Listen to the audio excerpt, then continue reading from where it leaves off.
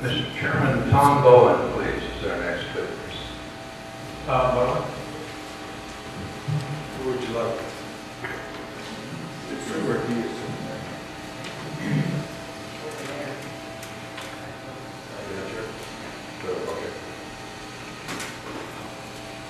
Mr. Bowen, with that microphone, would you please tell the reporter for the record your name and how you spell it and where you live, please? Is this on? Yes. My name is Tom Bowen, B-O-W-E-N, and I live in Shingle Springs, California.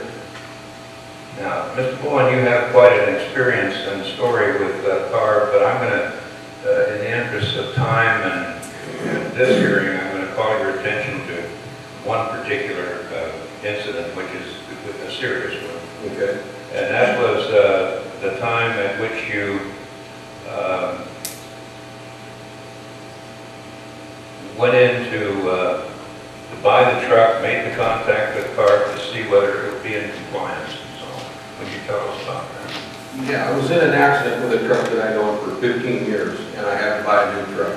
So I thought, well, I'll get CARB compliant. I have a relationship with the company that's a very big intermodal company. I know the owners. I was there when they bought the place, and I'm kind of like a pet there. I could do anything. I could haul outside loads for them and all that. I went to the fellow who was in charge of all this CARB business. His name is Carl. And I said, hey, who have you got that we can call up to CARB and find out if I buy this certain truck and have them verify whether I'm making the right move or not with this thing. And he says, hey, we called up to CARB, and I'm pretty sure that we went fairly close to the top seat. We talked to a guy named Chris, and we went back and forth a little bit. I gave him the particulars of the vehicle I was looking at, and he told me at this time, he said, probably within a year and a half, you won't be allowed to go into the port. And I said, that's no big deal because I don't go to the port for these people. I travel out of state for them. And I said, what about California? He said, at that time, I would be good until 2023, and I would not have to do a thing to that truck inside the state of California to be compliant. So I bought the thing. Within a year and a half, I was unable to go into the port, which was no big deal.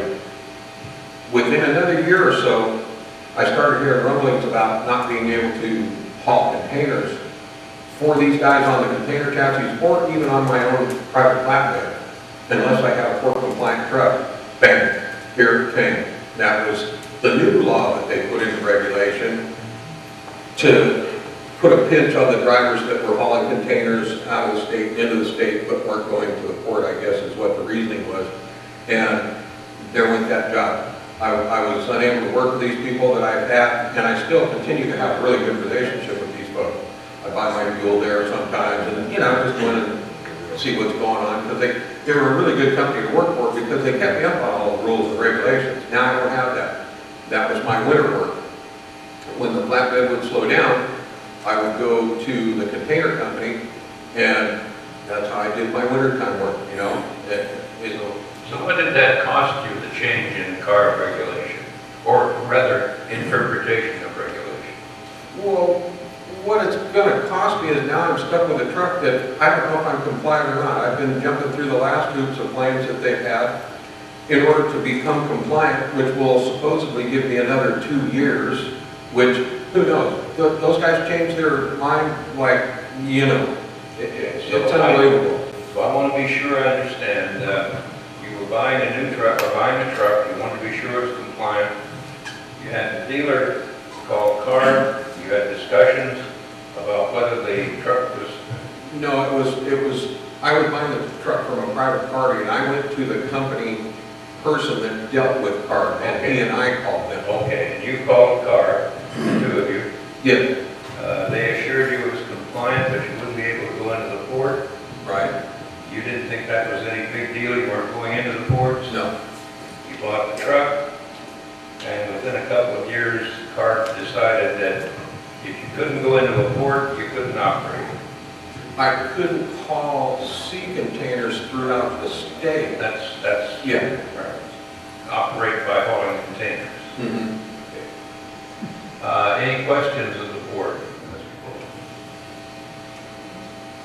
I'd like to say too, I could probably gather up 20 25 or 30 guys that were owner operators down there, and I could get them to write something up or whatever, that would explain what happened to them.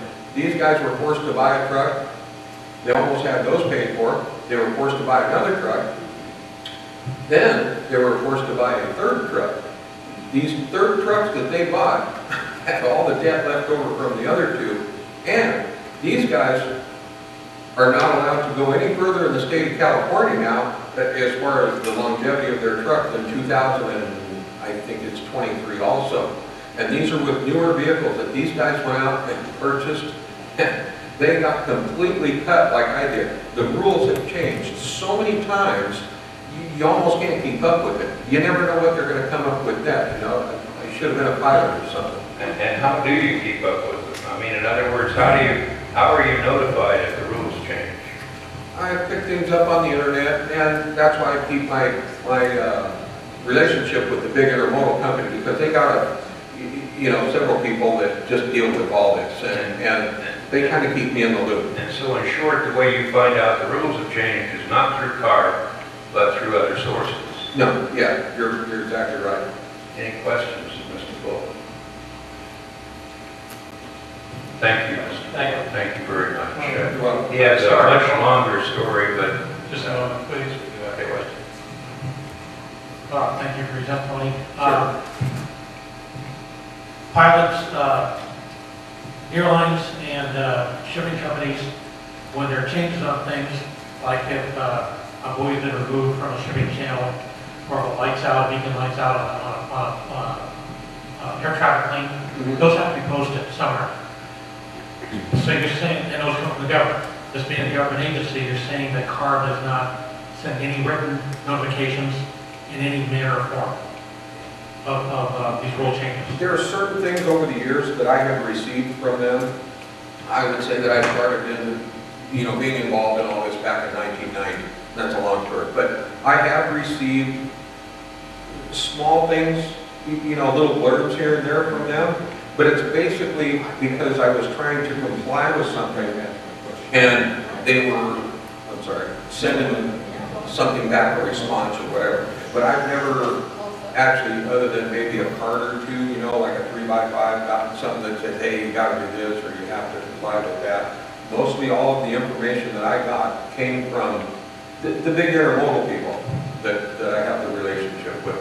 I talk to their guys that are inside, their mechanics, and the folks that run in the office, pool and stuff like that. They know what's going on because they have so many trucks, they have to keep up with this, and I can go to them. They're a great source of information. They're really good friends.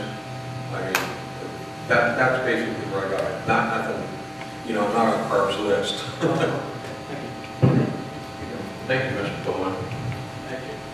Will his full statement be submitted to? Yes, we have his full statement to submit, and then probably a much lengthier one will be submitted before the record's closed too. That's it. Is that a long career, you and CARB? Thank you. Thank you, sir.